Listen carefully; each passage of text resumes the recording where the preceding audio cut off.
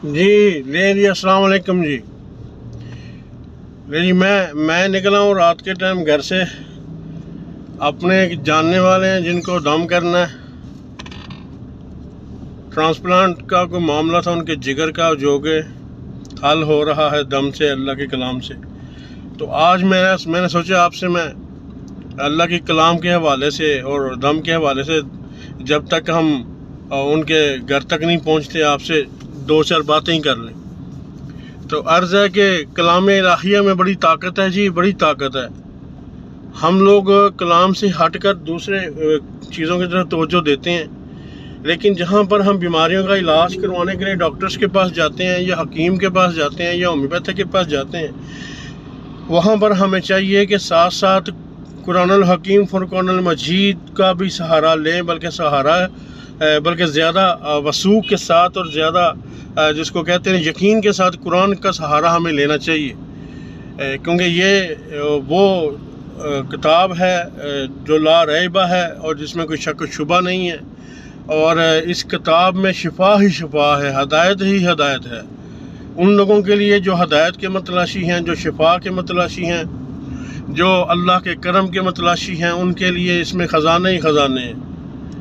تو اللہ گمراہیوں سے ہمیں بچا کے رکھے. تو رات کا سماں ہے، تو میں کیوں نہ آپ کو ایک رات کے حوالے سے بات بتاؤں کہ ایک دعا ہے، لا الہ الا انت سبحانک انی کنت من الظالمین. حضرت یونس علیہ السلام کے حوالے سے ہے یہ دعا.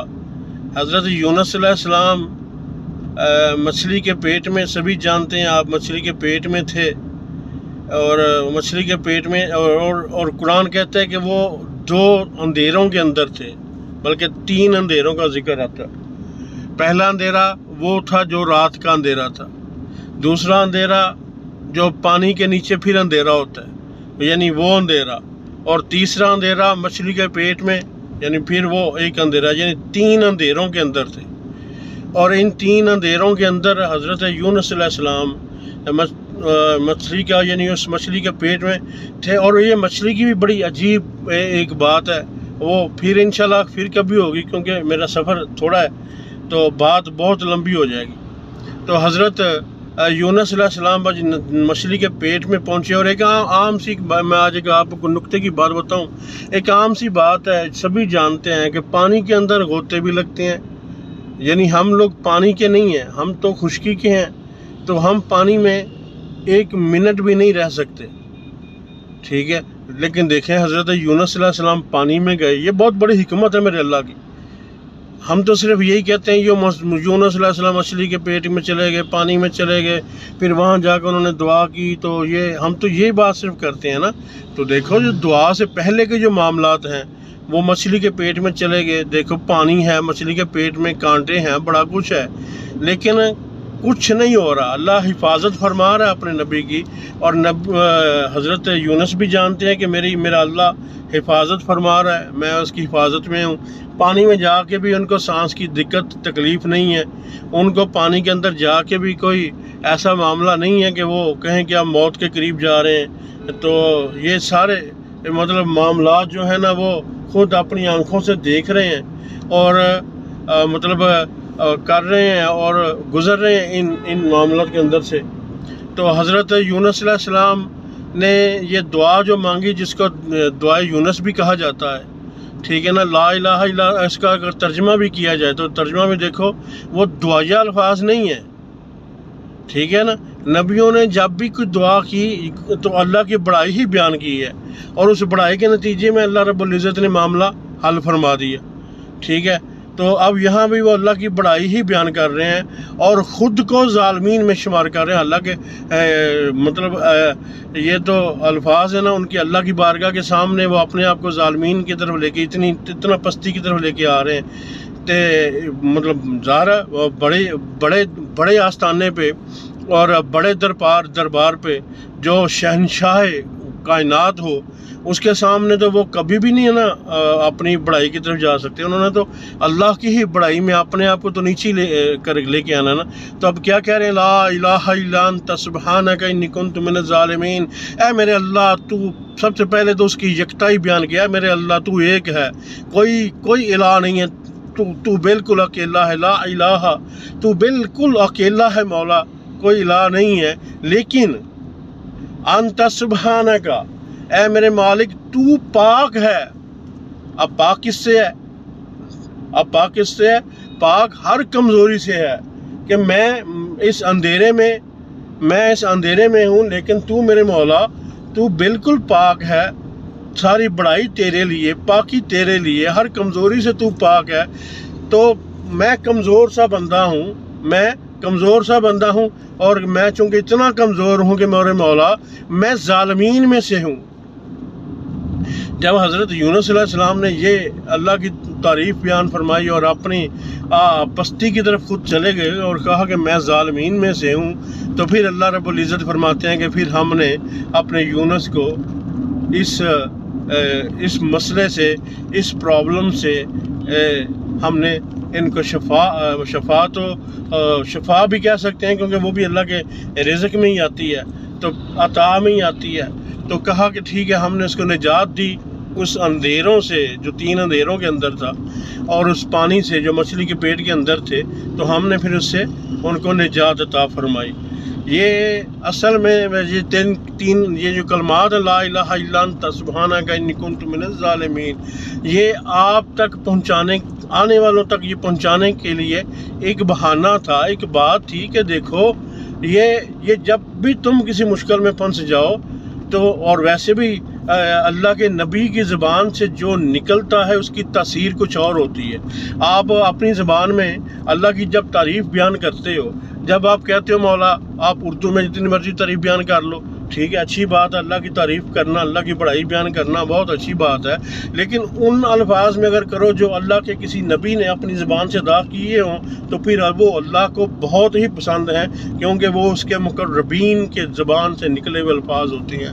اسی طرح یہ الفاظ جب آپ اسی طرح ادا کرو گے جس طرح حضرت یونس علیہ السلام نے ادا کیے تھے, اور پھر نبی کریم صلی اللہ علیہ وسلم کی ایک حدیث کا مفہوم بھی ہے کہ جس نے یہ پڑھ کے اس کے بعد اللہ سے کچھ مانگا تو اللہ اس کو عطا فرما دیتے ہیں. تو اللہ ہم سب کو عطا فرمائے, مصیبتوں سے جان ہماری چھوٹے. یہ لا الہ الا انت سبحانک انی کنت من الظالمین, میرے پاس ایک شخص کا ٹرانسفر ہو گیا, تبادلہ اس کا ہو گیا, تقریباً کہاں ہوا, منڈی بہاؤدین سے آگے. وہ ڈاکٹر تھا, جانوروں کا ڈاکٹر تھا وہ, تو منڈی بہاؤدین سے بھی کوئی آگے اس کی تبادلہ ہو گیا. تو میرے پاس بات آئی کہ یہ واپسی اس کی ہو سکتی ہے.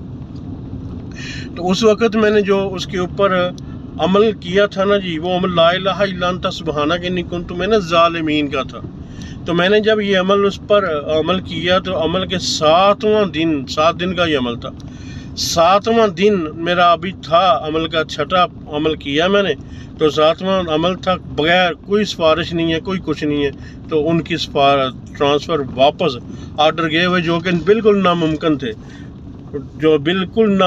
تھے, سفارش سے بھی ناممکن تھے, ان کے آرڈر واپس سیالکوٹ ہو گئے.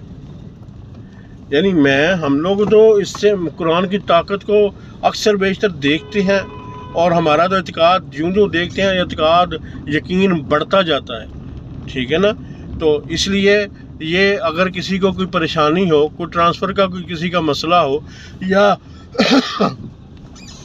کوئی بھی اس کا معاملہ پیش آیا ہوا ہے, یا کوئی رزق کا معاملہ پیش آیا ہوا ہے, یا کوئی کسی کا کام نہیں بن رہا, یا کسی کو کوئی مسئلہ ہے, تو اس کے اندر بے شمار اس کو پڑھنے کے بہت سے طریقے ہیں اس کے. اب وہ طریقوں کے اوپر بھی ایک بہت بڑی کتاب چاہیے, بے شمار طریقے ہیں یہ لا الہ الا انت سبحانک انی کنت من الظالمین کو پڑھنے کے, ٹھیک ہے نا. 313 مرتبہ اگر آپ اس کو روزانہ اپنی ورد میں رکھ لیں, اور اگر اللہ رب العزت سے گڑگڑا کے اس کے بعد دعا مانگتے رہیں, تو انشاءاللہ یہ تقریباً 313 دفعہ اگر ڈیلی پڑھیں آپ, تو یہ 41 دن کے اندر انشاءاللہ مجھے بڑی امید ہے جو بھی معاملہ آپ کا ہوگا اللہ اس کو حل فرما دیں گے, ٹھیک ہے. اور اگر کسی کو کوئی ایسی بیماری لگی ہے جو کڑوی بیماری ہے، کڑویاں کچھ بیماریاں ایسی ہوتی ہیں جو کڑوی ہوتی ہیں، کوئی میٹھی بیماریاں ہوتی ہیں، کوئی ایسی بیماری ہے جس میں منہ کا ذائقہ کڑوا ہوتا ہے، زہریلی قسم کی بیماری ہے، زہر ٹائپ کی بیماری اس کو لگی ہے، تو وہ کالی مرچیں لے، کالی مرچوں کے اوپر 313 دفعہ پڑھ کر وہ 2-3 دانے 4 دانے وہ مرچوں کے روزانہ کھا لیا کرے، دن میں 2 دفعہ صبح و شام۔ اب اس کو سمجھ ہی نہیں لگے گی کہ اس کی بیماری گئی کہاں پر، اس کو شفا کیسے مل رہی ہے، سمجھ ہی نہیں لگے گی اس کو، وہ ٹھیک ہونا شروع ہو جائے گا۔ میں نے تو یہ کالی مرچوں کے اوپر اس لا الہ الا انت سبحانک انی کنت من الظالمین کا دم پڑھ کے نا جی، تو میں نے تو اسیب زدہ مریض ٹھیک کیے ہوئے ہیں بڑے بڑے۔ تو بہرحال بعض کا نہیں بھی ٹھیک ہوتا ہے اسیب زدہ مریض، اور اس میں کوئی اور معاملات بھی ہوتے ہیں، لیکن بہرحال اگر اس کو صحیح طریقے کے مطابق پڑھا جائے تو شفا ملتی ہے، ضرور ملتی ہے۔ اللہ مہربانی فرماتے ہیں، شفا کے علاوہ بھی رکے ہوئے کام بھی ہوتے ہیں، آپ کے بڑے بڑے مسائل بھی حل ہوتے ہیں، جن کی شادیاں نہیں ہو رہی ہوتی ہیں، رکاوٹیں آ رہی ہوتی ہیں شادیوں میں، وہ رکاوٹیں دور ہوتی ہیں، اور جن کے معاملات مطلب جو ایسے ہیں بیماری کی سمجھ نہیں لگ رہی ہوتی، اگر وہ پڑھیں تو یا تندرستی مل جاتی ہے، تو یا پھر کچھ ایسا ہوتا ہے کہ بیماری کی سمجھ لگ جاتی ہے کہ بیماری کیا ہے، یعنی کوئی نہ کوئی میرا اللہ راہ نکال دیتا ہے۔ کاروباری معاملات میں پریشانی ہے تو پھر بھی اسی طریق پر پڑھیں تو انشاءاللہ العزیز میرے اللہ نے چاہا تو کاروباری مسئلہ بھی حل ہونا شروع ہو جائے گا۔ تو نوکری نہیں مل رہی تو تب بھی اس کو پڑھیں، 313 دفعہ پڑھیں، دیکھیں میرا اللہ کیسے مدد فرماتا ہے۔ 313 صحابہ بدر کی تعداد ہے، اس کی نسبت سے 313 کا عدد نکالا ہوا ہے، اور بڑی بڑی برکت ہے 313 میں بھی۔ اللہ خیر عطا فرمائے، آپ سب کو اللہ پریشانیوں سے دور رکھے، اور اس وظیفے کو اپنے ورد میں رکھیں، لا الہ الا انت سبحانک انی کنت من الظالمین۔ اللہ خیر فرمائے۔